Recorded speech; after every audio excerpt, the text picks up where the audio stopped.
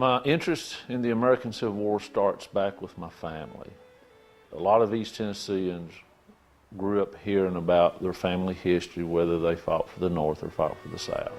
It's that lifelong interest in America's Civil War that drove Mike Beck and others to save one of East Tennessee's Civil War relics that was destined for destruction.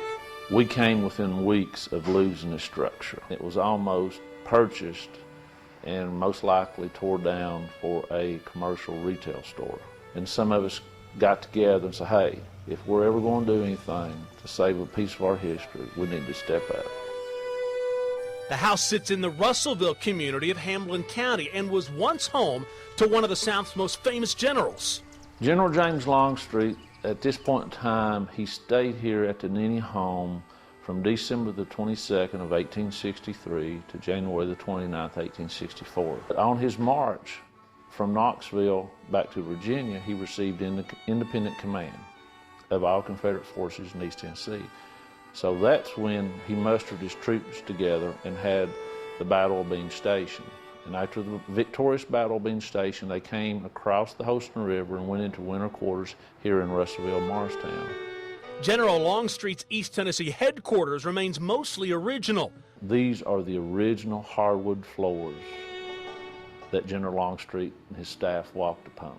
It's that authenticity paired with an expansive collection of artifacts that Beck hopes will help keep the Civil War history alive. Having that oral history passed down, then having a place like this, it makes that connection come alive more.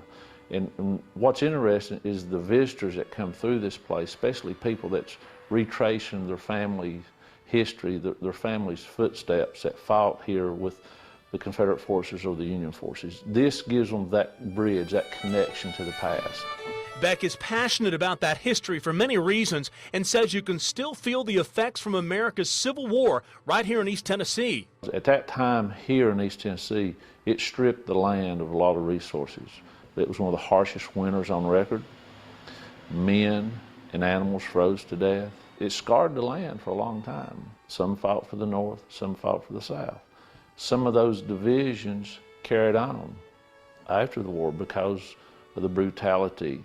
It's a history Beck is happy to help preserve for generations to come. What I'd like for people to understand that visit this area and visit this home, Longstreet's headquarters, is the impact that it had upon the region, how rich in history East Tennessee is. And this is just one of those gems in East Tennessee history that we can utilize to tell our story.